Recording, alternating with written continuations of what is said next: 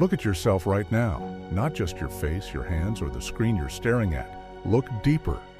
Somewhere beneath the surface, in the quiet corners of your mind, there's a war raging, one you don't even know you're fighting. It's subtle, invisible, yet devastating. It's the war between who you truly are and the prison your own thoughts have built around you. Have you ever felt trapped by your own mind?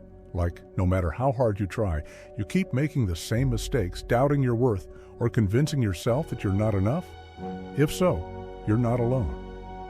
There is a terrifying theory of stupidity that most people never dare to confront, because it forces us to see the parts of ourselves we want to hide. Dietrich Bonhoeffer, a man who faced death with courage, once warned about the quiet dangers of self-deception. He believed that the greatest form of captivity isn't physical, it's mental. Our minds can betray us, becoming prisons of false certainty, fear, and ignorance. We think we're free because we choose, because we decide. But what if our choices are just echoes of unconscious programming, of fears we refuse to name? Imagine a bird locked inside a golden cage. The bars are invisible because they are woven from lies, illusions, and denial. The bird flaps its wings desperately, thinking it can fly beyond, but every time it hits the cage, it bleeds. That bird is your mind. This isn't just a poetic metaphor. Philosophers from Plato to Nietzsche grappled with the same brutal truth. Plato spoke of the cave, a shadowy prison where people mistake illusions for reality. We live inside our own cave of perceptions, and the deeper truth is terrifying. Most of us don't even realize we're prisoners. Why? Because to see the cage, you must confront the uncomfortable, even unbearable truth that your mind can be your worst enemy.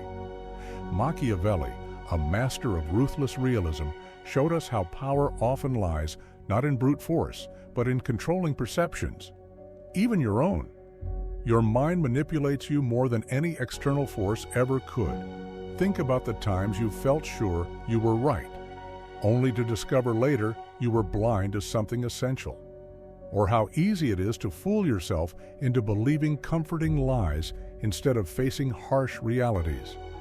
That's the silent prison speaking, wrapping you tighter in chains of ignorance. But here's the cruelest twist.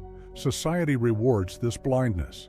Leadership, as Machiavelli knew, often favors narcissists and liars, those skilled at weaving illusions, masking their own ignorance with confidence. Why? Because confidence can mask stupidity, and the world loves certainty over doubt, even if it's false. Nietzsche, the philosopher who dared to challenge everything, saw this clearly. He argued that wisdom is a curse in a world designed for the shallow. The truly wise are isolated, burdened with knowledge others reject or fear. In a society that worships simplicity, they become outcasts, haunted by the awareness of the cage others do not see. So, what does this mean for you? Are you doomed to live inside your own invisible prison, deceived by your own mind, trapped by fears you don't face? No. Because awareness is the first crack in the cage, you don't have to accept the invisible bars as reality. By naming your fears, acknowledging your blind spots, and questioning the stories your mind tells you, you begin to dismantle the prison from within. Consider the Dunning-Kruger effect, a psychological insight that explains why the least competent often believe they're the most capable. It's a tragic irony that ignorance breeds confidence, while knowledge breeds doubt. But this doubt is your ally. It's the chisel that breaks illusions. The struggle is painful. Confronting your own stupidity, your unconscious biases, your deepest fears feels like standing on a cliff's edge, ready to fall. But it's only by stepping into that void of uncertainty that freedom is possible. This is not about becoming perfect or always right.